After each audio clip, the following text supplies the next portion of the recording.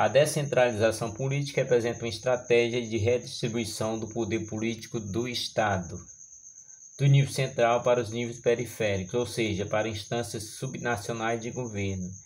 Essa descentralização se baseia na ideia de que a redistribuição do poder político introduz novos níveis de autonomia e novas possibilidades de cooperação entre as esferas de governo, influenciando a distribuição de poder e recursos entre diferentes grupos na sociedade.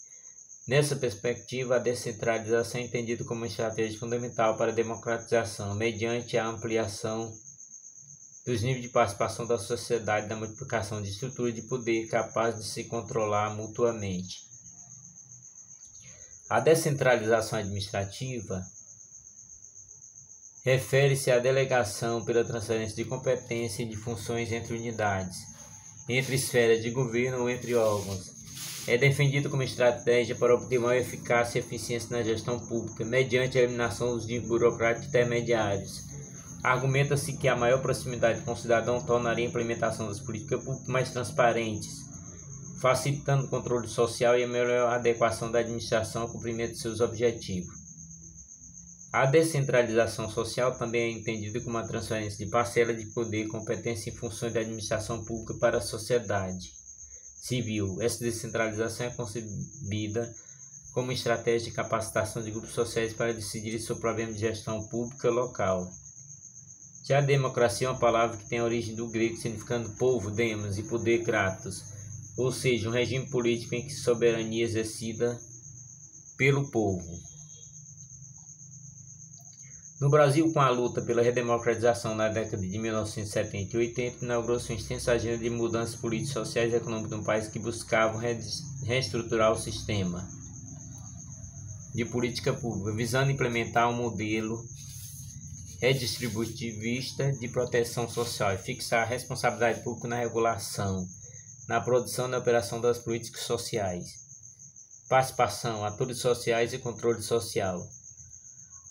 Os espaços participativos na gestão de políticas públicas não enfraquecem os mecanismos tradicionais de representação política, mas os complementam e os fortalecem. Assim, os conselhos gestores de políticas públicas, audiências públicas, conferência pública, proposta legislativa de iniciativa popular, todos previstos legalmente, e o orçamento participativo ainda não foram formalizados legalmente. São arranjos que se vinculam diretamente às políticas públicas, desde a sua formulação até a sua avaliação e controle. Além desse listado, podemos apresentar outras formas de participação social.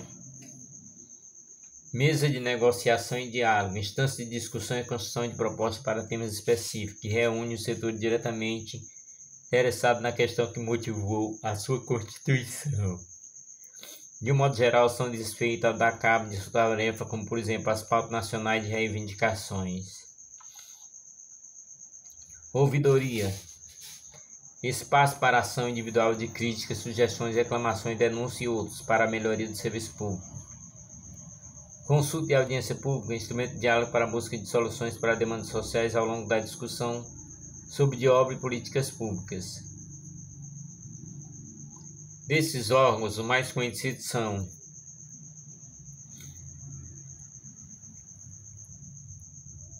os Conselhos Gestores de Política Pública. Em suma, são instrumentos mediadores da relação Estado e sociedade, sendo composto tanto por representantes dos conselheiros do poder público quanto da sociedade civil organizada. O controle social é entendido como a participação do cidadão na gestão pública. É um mecanismo de prevenção da corrupção e do fortalecimento da cidadania.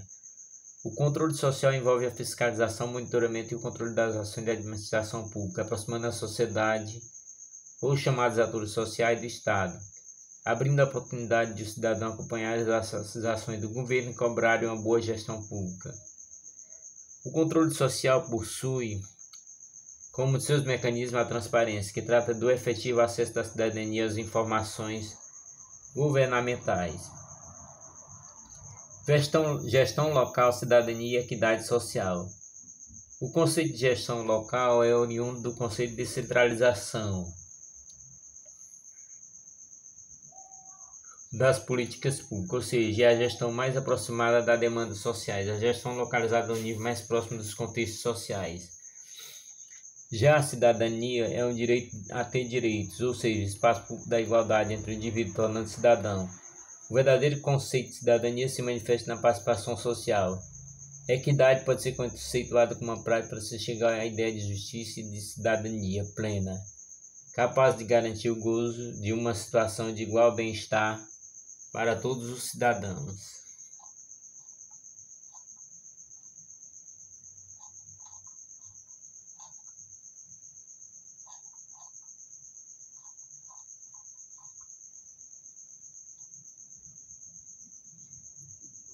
Algumas questões.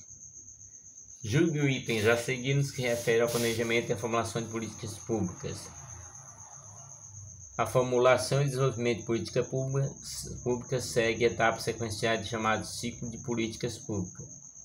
Nesse ciclo, uma tarefa típica da etapa de construção da agenda é designar atores responsáveis pela execução de tarefa intermediária para a implementação de programa público. 2. A criação de política pública envolve unicamente as seguintes atividades que compõem o ciclo das políticas públicas ocorrem como progresso linear: formulação, implementação e avaliação.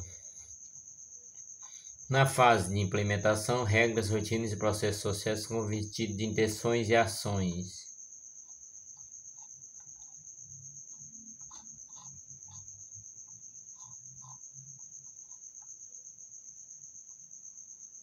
Portanto, na questão 1,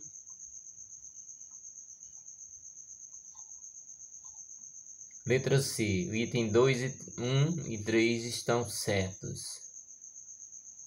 Formulação e desenvolvimento de políticas públicas seguem etapas sequenciais no chamado ciclo de políticas públicas.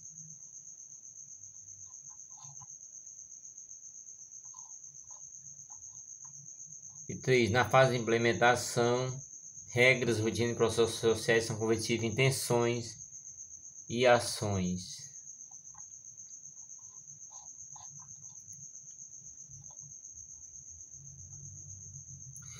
O ciclo de política pública deve conter diversas etapas. Assinale a alternativa que não compreenda uma das fases do ciclo de políticas públicas. A. Formulação da agenda. B. Tomada de decisão. C. Implementação. D. Propaganda eleitoral. Portanto, a resposta certa: propaganda eleitoral. E na questão número 1, apenas